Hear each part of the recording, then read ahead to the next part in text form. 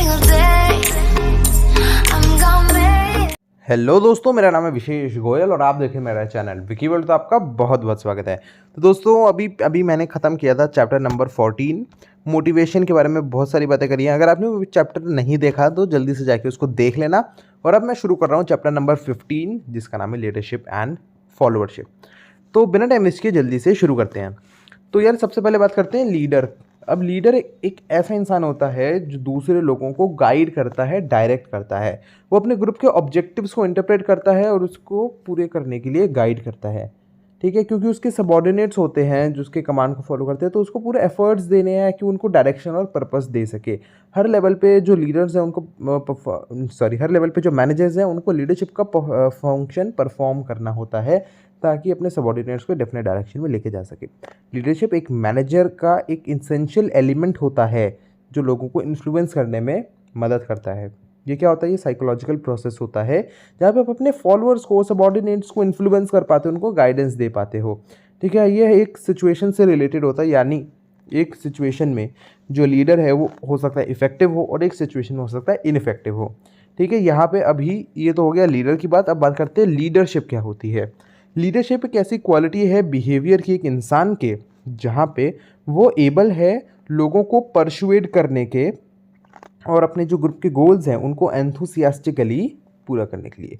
ये एक influence relationship है जिसमें एक इंसान यानी लीडर इन्फ्लुएंस करता है दूसरों के बिहेवियर को, यानी फॉलोअर्स के बिहेवियर को एक पर्टिकुलर सिचुएशन में, ताकि वो एक साथ मिलकर काम कर सके, एक रिलेटेड टास्क को पूरा कर सके।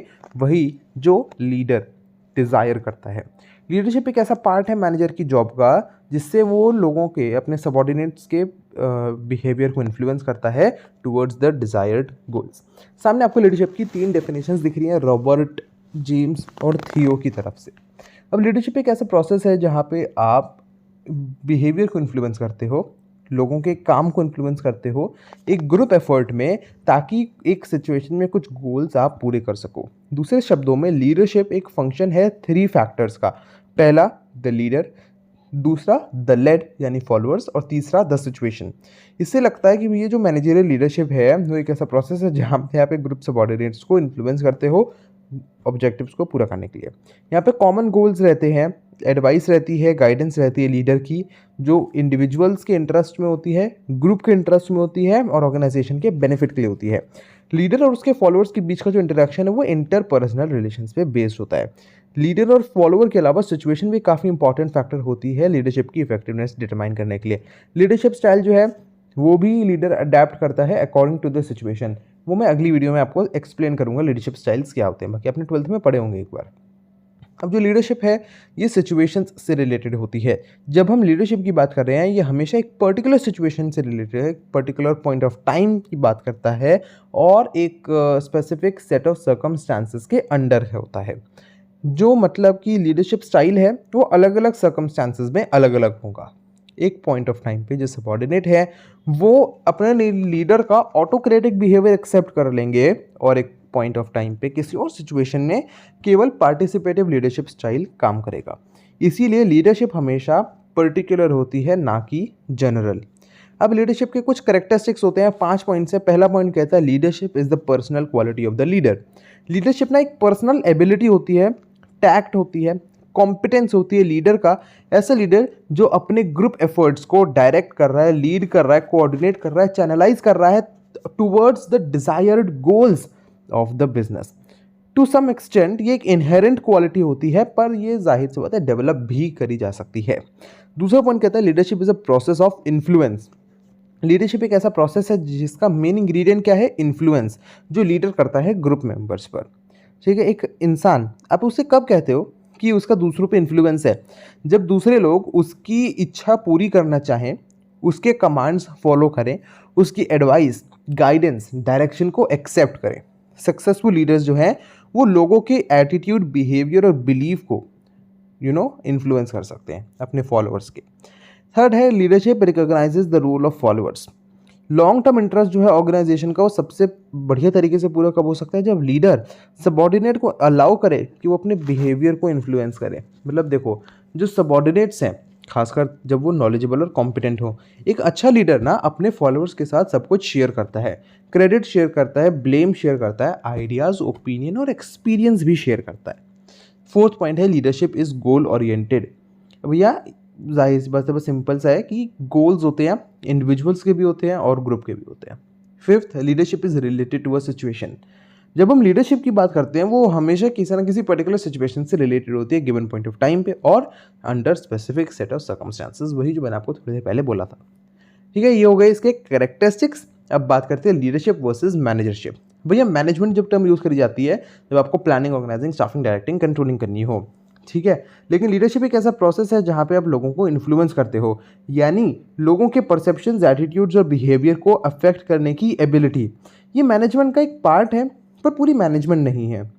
अब एक मैनेजर जो है ना उसको प्लान करने की ज़रूरत है, ऑर्गेनाइज करने की ज़रूरत है फॉर एग्जांपल, लेकिन अभी आप कहो कि लीडर का जो मेन टास्क है वो क्या है कि वो दूसरे लोगों को अपने फॉलो करवाए।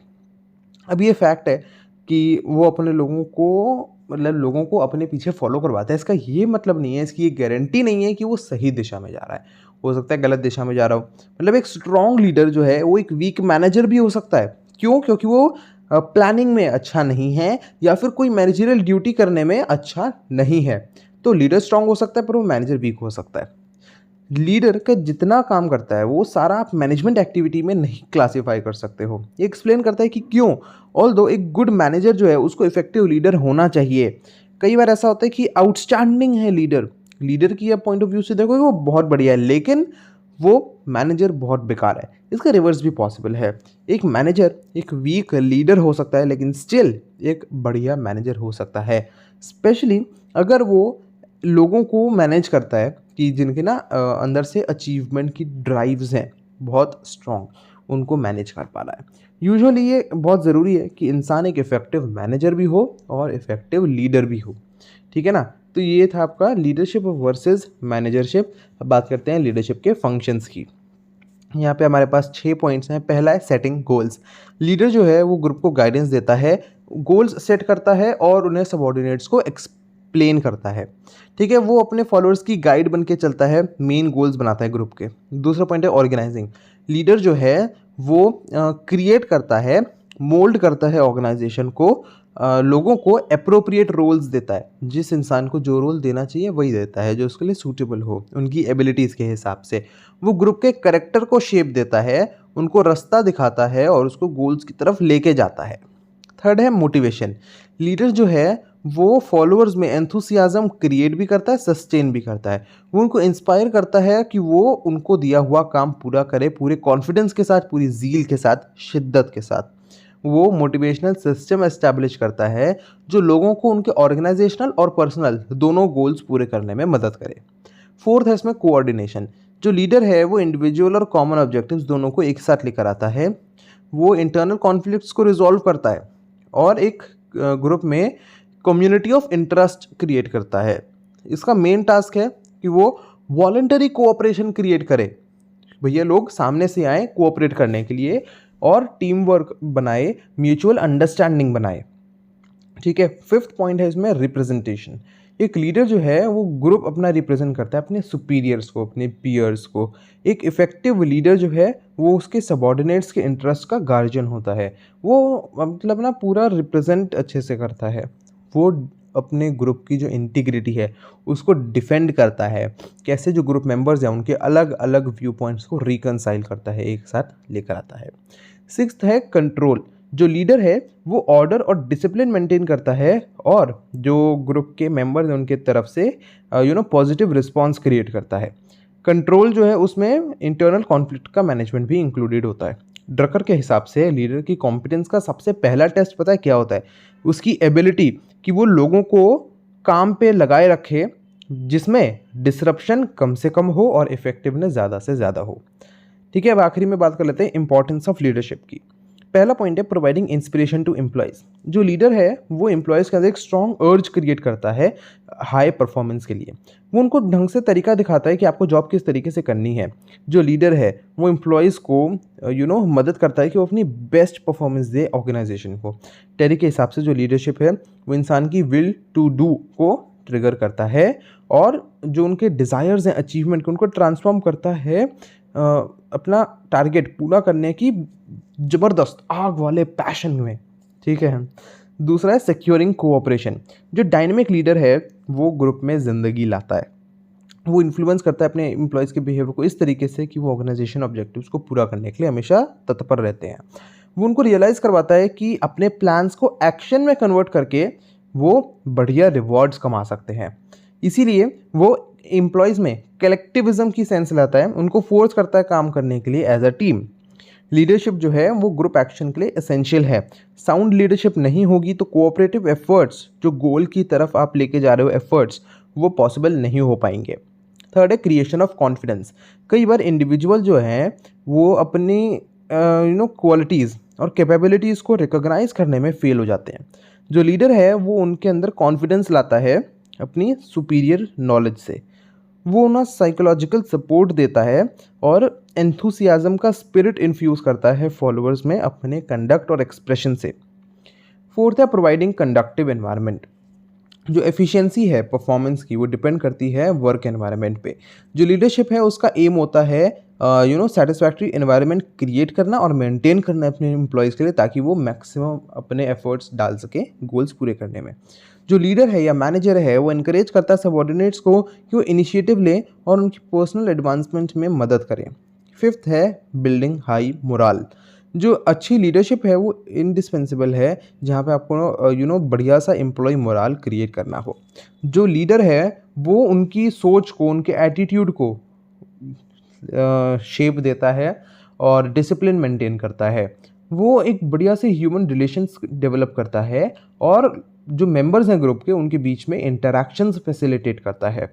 वो वॉलंटरी कोऑपरेशन मेंटेन करता है और डिसिप्लिन मेंटेन करता है अपने फॉलोअर्स में। लास्ट पॉइंट है facilitation of change. Dynamic leadership जो है वो ऑर्गेनाइजेशनल चेंज और डेवलपमेंट में ज़रूरी है। एक बढ़िया लीडर जो है वो लोगों को चेंज के लिए तैयार करता है, उन्हें ज़रूरी सपोर्ट देता है ताकि वो उस चेंज को अडेप्ट कर सकें। ठीक है ना। तो ये हो गया यार लीडरशिप के बारे में बेसिक चीज़ें। अगली वीडियो में मैं आपसे टाइप्स ऑफ लीडर और लीडरशिप स्टाइल्स डिस्कस करूंगा। तो दोस्तों बस यार फिलहाल की वीडियो में इतना। तो उम्मीद है आपको सब कुछ अच्छे से समझ आ गया होगा। समझ आया ना तो वीडियो को लाइक ज़रूर कर देना, दोस्तों के साथ शेयर कर दो, फायदा सबका होना चाहिए। और चैनल सब्सक्राइब करके बेल आइकन को ज़रूर दबा देना। मैं मिलता हूं आपसे अपनी अगली वीडियो में, तब तक के लिए tata bye bye and thank you.